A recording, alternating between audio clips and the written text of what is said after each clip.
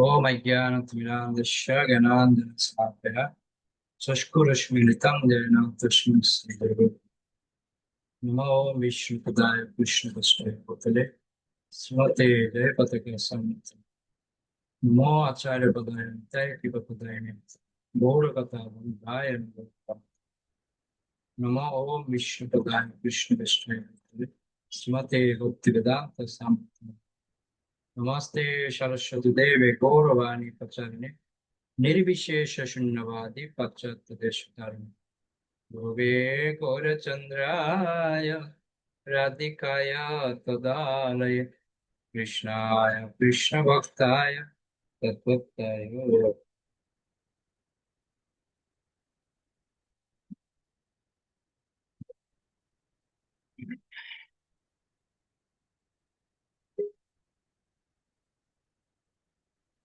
সর্বপ্রথম করুন। হরে কৃষ্ণ প্রভু প্রণাম। শ্রীল প্রভুপাদ যখন লন্ডনে এসে পৌঁছান তখন তার শিষ্যরা চমকে ওঠে। তারা কল্পনাও করতে পারেনি যে তিনি এত রোগা হয়ে গেছেন এবং এই অবস্থায় তিনি এইভাবে ভ্রমণ করছেন। যে সমস্ত ভক্তরা তাকে নিয়ে আসার জন্য বিমানে করে গিয়েছিল তাদের কাছে সেটি ছিল এক হৃদয় বিদারক অভিজ্ঞতা। এমনকি যারা বৃন্দাবনে ছিল প্রভুপাদের অবস্থা সম্বন্ধে অবগত ছিল তারাও তাকে এইভাবে দর্শন করার জন্য প্রস্তুত ছিল না। ছিল প্রভুপাদ ছিলেন চিরকালের মতো জরাজীর্ণ, হয়তো এখন আগের চেয়ে আরো বেশি, কিন্তু তার এই অবস্থা দেখে ভক্তরা প্রচন্ড ভাবে আঘাত পেয়েছিল। তাদের মনে হয়েছিল ছিল প্রভুপাদ সমগ্র মানব সমাজের কল্যাণের জন্য নিবেদিত প্রাণ, এক মহা তেজস্বী ঋষি, যিনি তার দেহে থাকলেও সর্বত্রভাবে তার দেহের অতীত। ছিল প্রভুপাদের লন্ডনে গমনে ভক্তদের মনে গভীর আশার সঞ্চার হয়েছিল যে হয়তো তিনি ভালো হয়ে উঠবেন। ছিল প্রভুপাদ ঠিক করেছিলেন যে তার ইংল্যান্ডে আগমনের 2 সপ্তাহ পর 6 সেপ্টেম্বর জন্মাষ্টমীর পরে আমেরিকা যাবেন। তিনি বলেছিলেন, আমি আর কয়েকদিন বাঁচতে চাই যাতে সবকিছু আমি সম্পূর্ণ করে যেতে পারি। কমল কৃষ্ণ জিজ্ঞাসা করেছিল, আপনি ভক্তদের সঙ্গে থেকে তাদের অনুপ্রেরণা যোগানোর মাধ্যমে তা করবেন না অন্য কোনোভাবে করবেন? ছিল প্রভুপাদ বলেছিলেন, এক বিশেষ অনুষ্ঠানের মাধ্যমে। আমি বর্ণাশ্রম ব্যবস্থার প্রচলন করতে চাই। আমাদের পেনসিলভেনিয়া ফার্মে জীবনের সবচাইতে বড় সমস্যার সমাধান হয়েছে খাদ্য। তিনি ইসকনের কৃষি প্রকল্পগুলিতে আদর্শ বৈদিক ব্যবস্থা প্রতিষ্ঠা করার কথা বিবেচনা করেছিলেন, যা ছিল তার জীবনের একটি অসম্পূর্ণ স্বাদ। তিনি কিন্তু লন্ডনে আসার 2 সপ্তাহ পর তার আবির্ভাব তিথি উদযাপন করার পরেই হঠাৎ তার শরীর খুব খারাপ হয়। ইংল্যান্ডে আসার পর সেটি ছিল প্রথম সংকটজনক অবস্থা এবং হঠাৎ তার সমস্ত পরিকল্পনা পরিবর্তন হয়। তার পরিকল্পনা অনুসারে আমেরিকায় না গিয়ে তিনি ভারতে ফিরে যেতে চান।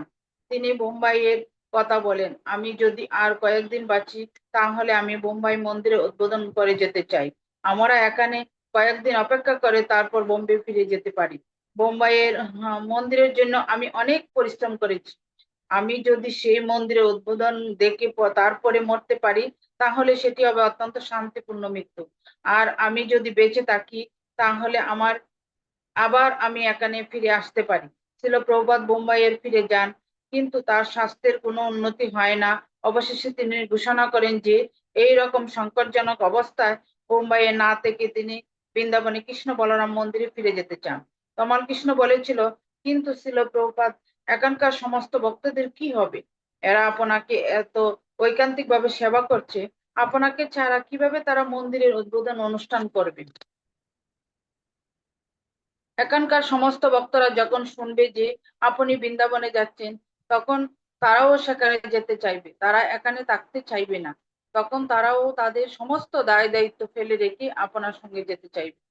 ছিল প্রভুপাদ বলেছিলেন, হ্যাঁ, তাহলে তাদেরও আসতে দাও, আমার তাতে কোনো আপত্তি নেই। তমাল কৃষ্ণ উল্লেখ করেছিলেন যে ইসকনের হাজার হাজার ভক্ত যদি তার সঙ্গে আসতে চায় তাহলে সারা পৃথিবীব্যাপী ইসকনের কার্যকলাপ ব্যাহত হবে। ছিল প্রভুপাদ আবার বলেছিলেন যে তাতে তার কোনো আপত্তি নেই। তমাল কৃষ্ণ জিজ্ঞাসা করেছিল, জিবিসি সদস্যদের আসা একান্ত প্রয়োজন কিনা, এবং ছিল প্রভুপাদ তাতে সম্মতি জানিয়েছিলেন।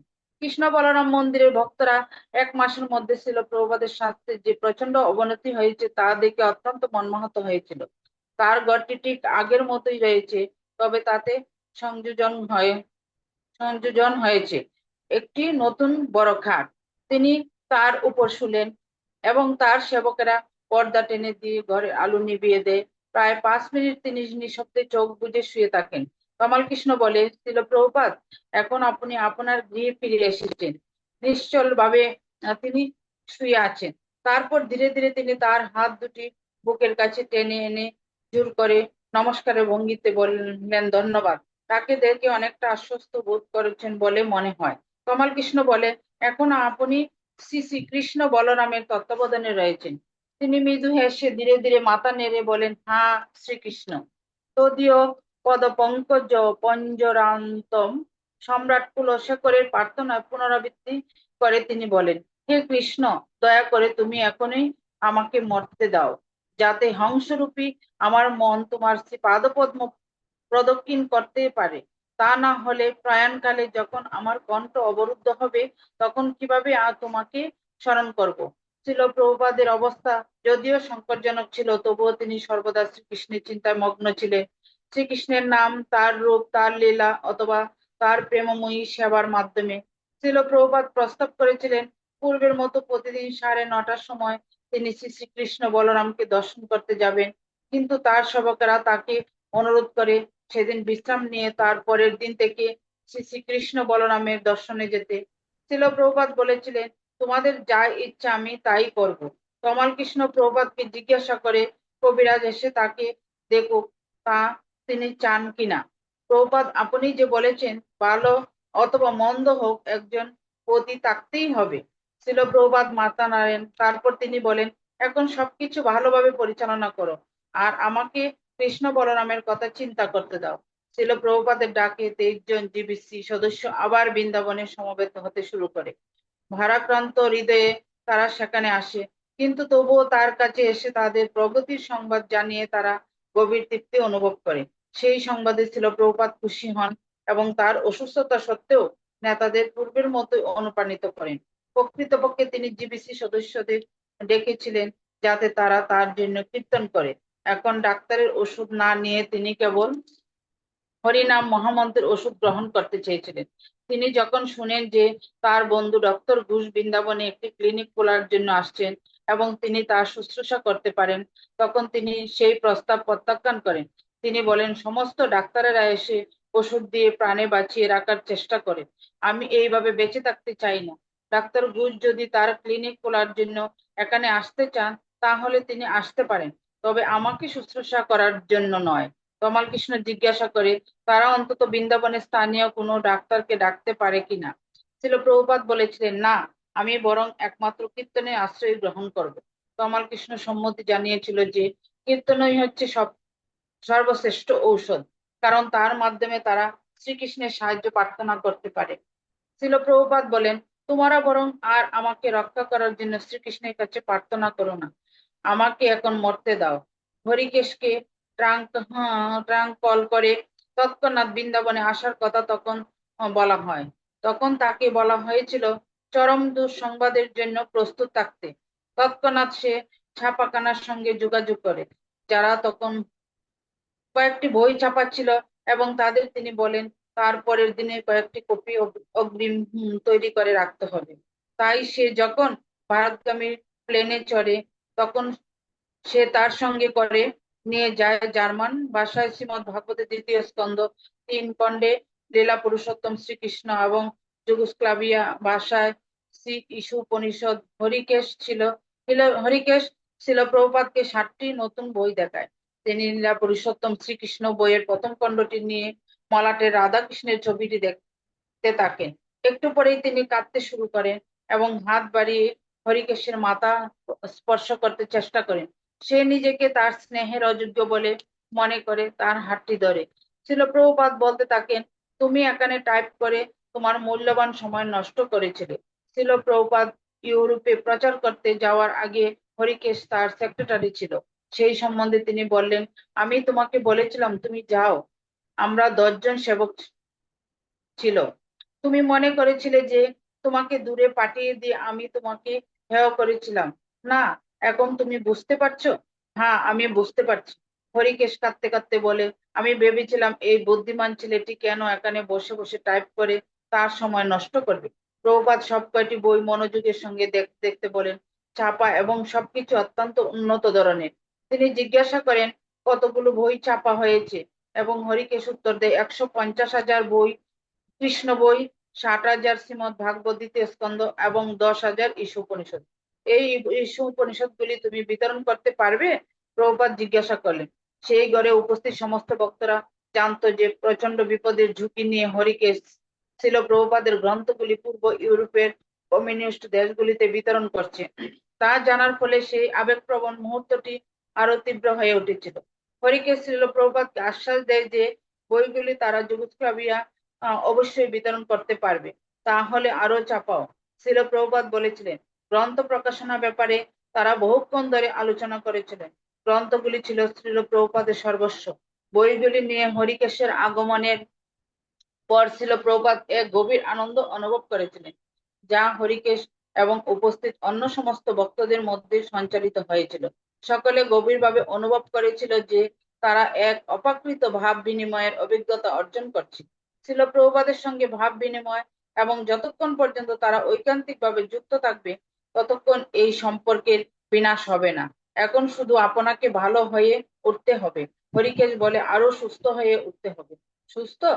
শ্রীল প্রভুপাদ বলেন, এই শরীরটি নিয়ে আমার আর কিছুই করার নেই। শ্রীল প্রভুপাদ এই পৃথিবী থেকে বিদায় নেওয়ার জন্য অধিক থেকে অধিকতর আগ্রহী হয়ে উঠেছিলেন। কমল কৃষ্ণ যখন মন্তব্য করেন তিনি কিছু পান পর্যন্ত করছেন না, তখন তিনি উত্তর দেন যে যে তার সে ইচ্ছা নেই। এই পৃথিবী থেকে বিদায় নেওয়ার জন্য প্রভুপাদের আগ্রহ ভক্তদের গভীরভাবে বিচলিত করেছিল। তারা সম্পূর্ণভাবে অসহায় বোধ করছিল। রূপানুগ বলেন যে প্রভুপাদ হচ্ছেন একজন রাষ্ট্রদূতের মতো। তাকে তার নিজের রাজ্যে ফিরে যাওয়ার জন্য আহ্বান জানানো হয়েছে।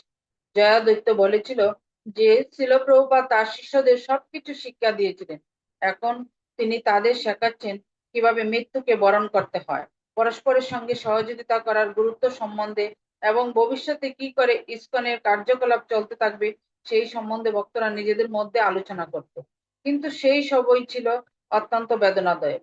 বারবার তারা অনুভব করত যে অচিরেই ছিল প্রভুপাদ তাদের ছেড়ে চলে যাবেন। তিনি এই জগৎ থেকে বিদায় নিতে বদ্ধপরিকর বলে শ্রীল প্রভুপাদ এত স্পষ্টভাবে ইঙ্গিত দিচ্ছিলেন যে ভক্তরা হতাশ হয়ে পড়েছিল। সর্বত্রই সুখের ছায়া নেমে এসেছিল।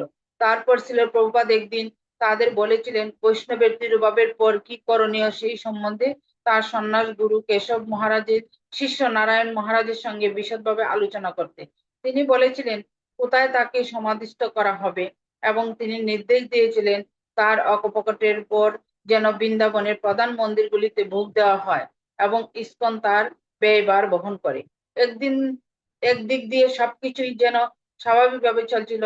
অক্টোবর মাসে আবহাওয়া খুব সুন্দর হয়ে ওঠে। গুরুকুলের ছেলেরা নিয়মিত প্রভুপাদের ঘরে এসে কীর্তন করত এবং মন্দিরে স্বাভাবিকভাবে শ্রী বিগ্রহের আরাধনা হচ্ছিল। কিন্তু মন্দিরের সামনে জমিটি পরিষ্কার করা হয় ছিল প্রভুপাদের সমাধির জন্য।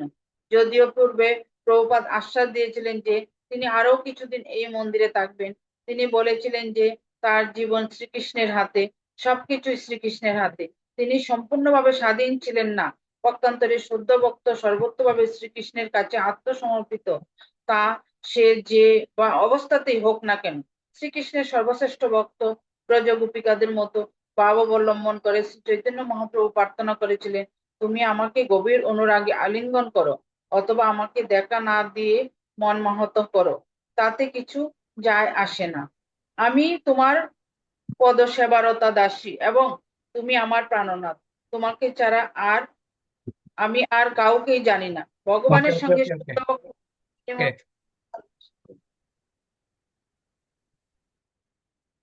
হ্যাঁ, দেখুন ভগবানের প্রতি কিরকম নির্ভরশীল। ভগবানের সঙ্গে শুদ্ধ ভক্তের ভাব বিনিময় সর্বদাই ব্যক্তিগত। ভগবান এবং ভক্ত উভয়েই নিজস্ব বাসনা এবং স্বতন্ত্র ইচ্ছা প্রকাশ করে, কিন্তু ভক্তের ইচ্ছে সর্বদাই ভগবৎ কেন্দ্রিক।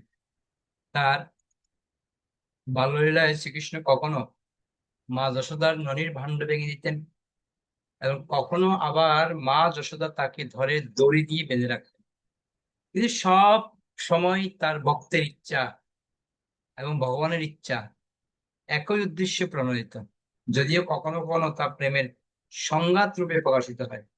তেমনই ছিল প্রভুপাদ, যদিও তার ভক্তদের আশ্বাস দিয়েছিলেন যে মৃত্যুকে অস্বীকার করে তিনি এই পৃথিবীতে থাকবেন, তবুও তিনি শ্রীকৃষ্ণের ইচ্ছার কাছে সর্বতভাবে আত্মসমর্পিত ছিলেন।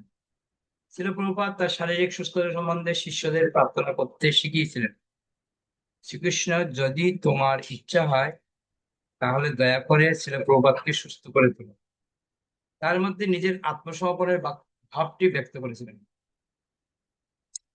সেটি যদি তার ইচ্ছা হয়, এই উক্তিটির মাধ্যমে তিনি তার অনুগামীদের মনে করিয়ে দিয়েছিলেন শ্রীকৃষ্ণের ইচ্ছাই হচ্ছে চরম, এবং তিনি তাদের বুঝিয়েছিলেন যে সর্ব অবস্থাতেই তা আমাদের মেনে চলতে হবে। যদিও তিনি তাদের শ্রীকৃষ্ণের কাছে আবেদন করতে অনুমতি দিয়েছিলেন। এই রকম অবস্থায় 1967 সালে তিনি তার শিষ্যদের আরেকটি প্রার্থনার অনুমতি দিয়েছিলেন। প্রভুর কাজ এখনো সম্পূর্ণ হয়নি। তিনি বলেছিলেন যে শ্রীকৃষ্ণ সেই প্রার্থনা শুনেছিলেন, ভক্তদের সেই ইচ্ছে পূর্ণ করেছিলেন। ছিল প্রভুপাদ নিজে ভক্তদের প্রার্থনায় সাড়া দিয়েছিলেন। সম্পূর্ণরূপে সমর্পিত আত্মা ছিল প্রভুপাদ শ্রীকৃষ্ণের ইচ্ছে সম্পর্কে সর্বদাই অত্যন্ত সচেতন ছিলেন, এবং তার ইচ্ছায় ইঙ্গিতের প্রতীক্ষা করেছিলেন। নিত্যানন্দ যখন নববৃন্দাবনে তার প্রাসাদে যাওয়ার জন্য ছিল প্রভুপাদকে নিমন্ত্রণ জানায়, তখন তিনি বলেছিলেন, দেখি কোন প্রাসাদে আমি যাই, ভক্ত এবং ভগবানের শুদ্ধ ভক্তের মধ্যে প্রীতির টান থাকে। তেমনই ছিল প্রভুপাদের সঙ্গে তার অনুগামীদের একটা টান ছিল। তার বিছানার পাশে সমবেত শিষ্যদের ঐকান্তিক আবেদন সত্ত্বেও ছিল প্রভুপাদ শিষ্যদের কিভাবে মৃত্যুকে বরণ করতে হয় সেই শিক্ষা দেওয়ার প্রয়োজনীয়তা অনুভব করেছিলেন। তার মিশনের একটি উদ্দেশ্য ছিল জীবনের চরম পরীক্ষায় উত্তীর্ণ হওয়ার গুরুত্বপূর্ণ শিক্ষা লাভ।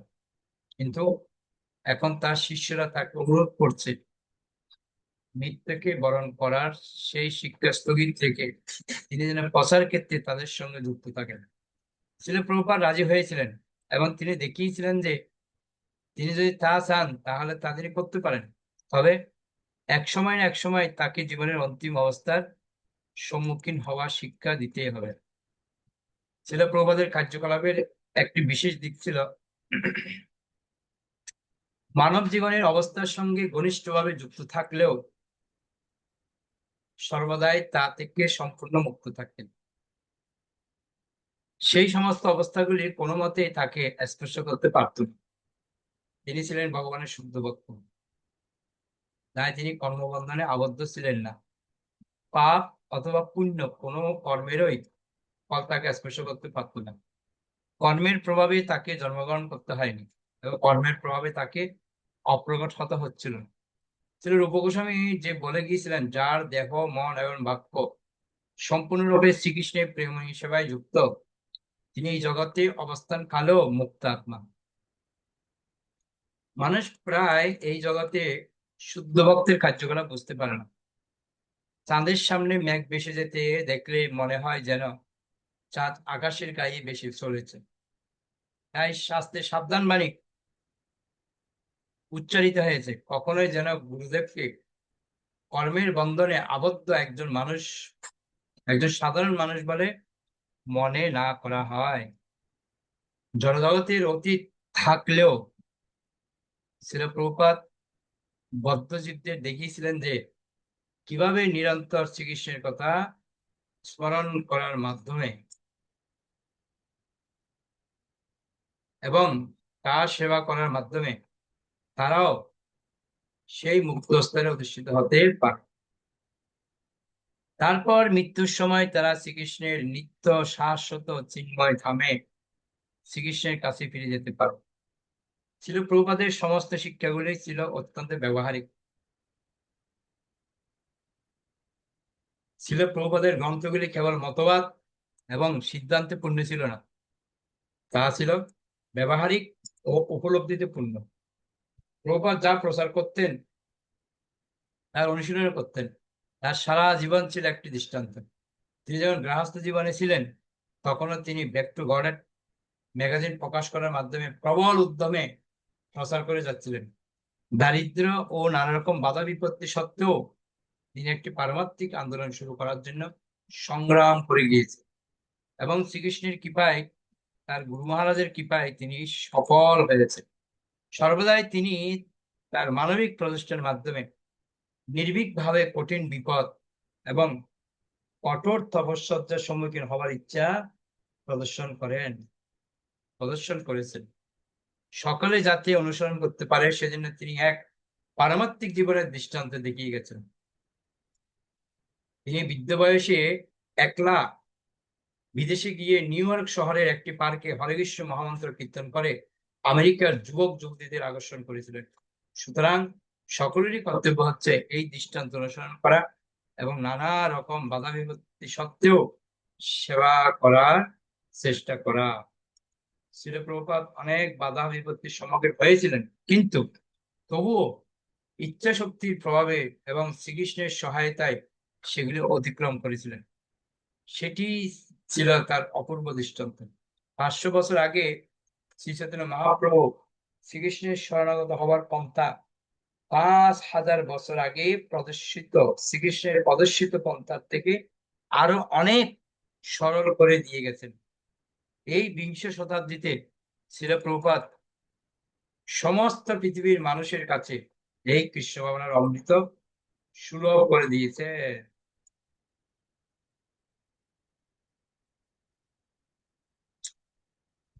তার নির্দেশে এবং দৃষ্টান্তে শ্রীল প্রভুপাদ জানতেন কিভাবে মৃত্যুকে বরণ করতে হয়, তাও মানুষকে দেখাতে হবে। শ্রীল প্রভুপাদ কয়েকবার মৃত্যুকে অতিক্রম করেছিলেন শ্রীকৃষ্ণের কৃপায়, তার ভক্তদের প্রার্থনায়, তার নিজের শুদ্ধ দুর্দমনীয় ইচ্ছা শক্তির প্রভাবে, তার আন্দোলন প্রচার করার জন্য। কিন্তু 1977 সালে শ্রীল প্রভুপাদ শ্রীকৃষ্ণের কাছ থেকে ইঙ্গিত পেয়েছিলেন, এবং তাই তিনি নিশ্চিতভাবে এই জগতে তার কার্যকলাপ সমাপ্ত করার স্থির সংকল্প করেছিলেন। এবং তার চরম কর্তব্য ছিল কিভাবে মৃত্যুকে বরণ করতে হয় তা পূর্ণরূপে প্রদর্শন করা। তিনি নিখুঁত ভাবে দেখিয়েছিলেন যা সকলেরই জীবনের অবিস্মরণীয় রূপে আসবে, এবং যাকে জয় করা সবচাইতে কঠিন, মৃত্যুবরণ করা। তবুও সেখানে প্রীতির টান ছিল। প্রভুপাদ তার শিষ্যদের ভালোবাসতেন। তিনি জানতেন যে তারা এখনো পূর্ণরূপে পরিণত হয়নি। তার আন্দোলন সারা পৃথিবী জুড়ে এক বিরাট আকার ধারণ করেছে, কিন্তু তবুও তার বহু শত্রু ছিল। তিনি সব সময় তার শিষ্যদের, তার আন্দোলনকে এবং সমস্ত জীবকে, এমনকি পশু পাখিদের রক্ষা করতেন। তাই যখন তার সবচাইতে অন্তরঙ্গ এবং বিশ্বস্ত শিষ্যরা তাকে অনুরোধ করতে থাকে যে তারা সম্পূর্ণ অসহায়, তখন তিনি কিভাবে মৃত্যুকে বরণ করতে হয় সেই শিক্ষা দান করা থেকে বিরত থেকে তাদের সঙ্গে থেকে প্রচার করতে সম্মত হয়েছিলেন।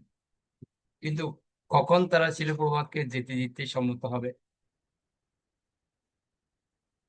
কখন তিনি বলতে পারেন যে মায়ার জগৎ এবং শ্রীকৃষ্ণের শত্রু সব মিলিয়ে গিয়েছে?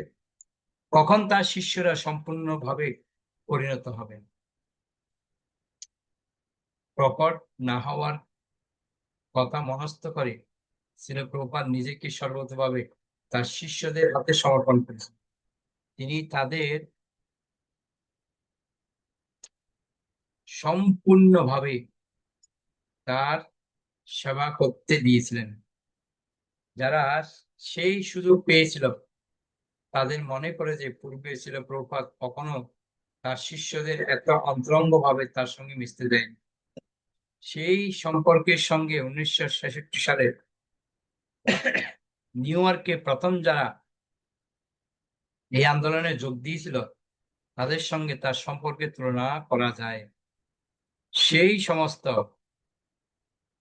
মানুষেরা জানতো না কিভাবে গুরুদেবের সঙ্গে আচরণ করতে হয়। কিন্তু সেই সময়কার যে সমস্ত ভক্ত ছিল তারা বলে যে এই দিনগুলি ছিল আরো ঘনিষ্ঠ। একসময় কীর্তনানন্দ ছিল প্রভুপাদকে ফলের রস খেতে জোর করে। ছিল প্রভুপাদ তখন বলেছিলেন তিনি যথেষ্ট পান করেছেন। প্রভুপাদকে জোর করতে গিয়ে কীর্তনানন্দ কিছুটা অস্বস্তি বোধ করে। সে বলে, মা যশোদার মতো আমি সেটি করতে পারি না। আমার সবসময় মনে পড়ে যায় যে আপনি হচ্ছেন আমার গুরুদেব। কিন্তু শ্রীল প্রভুপাদ কীর্তনানন্দকে দিয়ে তার আদেশ করতে দিয়েছিলেন। ভবানন্দ, তমাল কৃষ্ণ, ভক্তিসারু, উপেন্দ্র এবং অন্যান্য ভক্তদের শ্রীল প্রভুপাদকে কোনো কিছু খাওয়ানোর জন্য অথবা তার শরীরের যত্ন নেওয়ার জন্য প্রায় তাকে অনুরোধ করতে হতো। অন্যান্য ভক্তদের ঈশ্বরপুরীর কথা মনে পড়ে যেত। তিনি তার গুরু মাধবেন্দ্র পুরীকে ঐকান্তিক ভাবে সেবা করেছিলেন। মাধবেন্দ্র পুরী যখন তার জীবনের শেষ সময়ে প্রায় চলৎ শক্তি রহিত হয়ে পড়েছিলেন তখন ঈশ্বরপুরী তাকে প্রাণপণে সেবা করেছিলেন।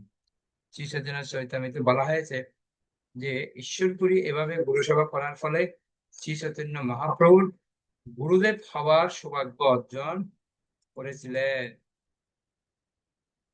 শ্রীল প্রভুপাদ তার শিষ্যদের শুদ্ধ এবং সরল ভালোবাসার মাধ্যমে তাকে সেবা করার সুযোগ দেওয়ার জন্য মৃত্যুবরণ করার শিক্ষা দেওয়া স্থগিত রেখেছিলেন।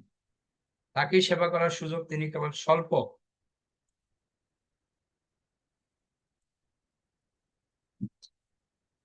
কয়েকজনকে দেননি। সেই সময় বৃন্দাবন যেই এসেছে তাকেই তিনি সেই সুযোগ দিয়েছেন। অনেকেই এসেছিল এবং তারা সকলেই ছিল প্রভুপাদের ঘরে প্রবেশ করার অনুমতি পেয়েছিল। সেখানে তারা তার পা টিপে দিতে পারত, যতক্ষণ ইচ্ছে তার ঘরে বসে থাকতে পারত এবং তার আনন্দ বিধানের জন্য দিনে ও রাত্রে যতক্ষণ ইচ্ছা হরে কৃষ্ণ মহামন্ত্র কীর্তন করতে পারতেন। ছিল প্রভুপাদ তার অনুবাদের কাজও শুরু করেছিলেন। পূর্বে তিনি সবসময় নির্জনে অনুবাদ করতেন, কিন্তু এখন তিনি সর্বসমক্ষে অনুবাদ করতে শুরু করেছিলেন। তিনি যখন তার বিছানায় শুয়ে ভক্তি বেদান্তের তাৎপর্য প্রদান করতেন তখন তিনি তার ভক্তদের তার ঘরে আসতে অনুপ্রাণিত করতেন। একজন ভক্ত সংস্কৃত শ্লোকটি পড়ে শোনাতো এবং আরেকজন তার মুখের সামনে মাইক্রোফোন ধরত। তার উদ্দেশ্য এত কিনভার ছিল যে তা মাঝে মাঝে শোনাই যেত না। এভাবে ছিল প্রভাত অনুবাদ করে যেতেন এবং তার শিষ্যরা বিস্ময়ান্বিত চিত্তে দেখত কিভাবে তাদের গুরুদেব তার সমস্ত শক্তি দিয়ে ভগবান সেবা করে চলেছেন। তার চিন্তাধারা ছিল সম্পূর্ণ স্বচ্ছ। তিনি বিভিন্ন শাস্ত্র থেকে উদ্ধৃতি দিতেন এবং তার দার্শনিক বিশ্লেষণ ছিল গভীর তত্ত্বজ্ঞান সমন্বয়ে। ছিল প্রভুপাদ সর্বতভাবে নিজেকে নিবেদন করেছিলেন।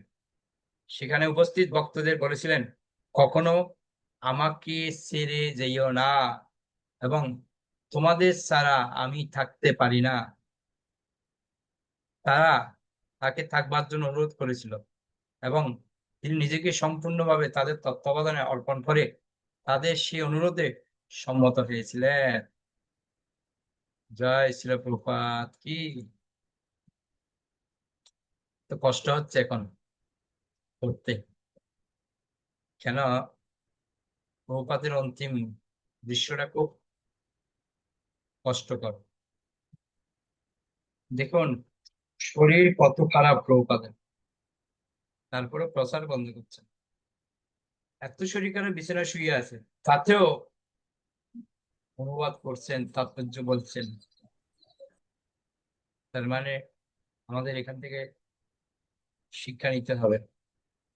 এত কঠিন পরিস্থিতিতে তিনি সেবায় কিন্তু একটুর জন্য বিরতি দিচ্ছে না, সেবা করেই যাচ্ছে।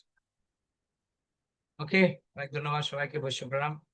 বঞ্চা কল্পতরুভ্যশ্চ কৃপা সিন্ধুভ্যশ্চ পতিতানাং পাবনেভ্যো বৈষ্ণবেভ্যো নমো। অনন্ত বৈশ্য বৃন্দা কি যায়, নিতাই গৌর প্রেমানন্দে।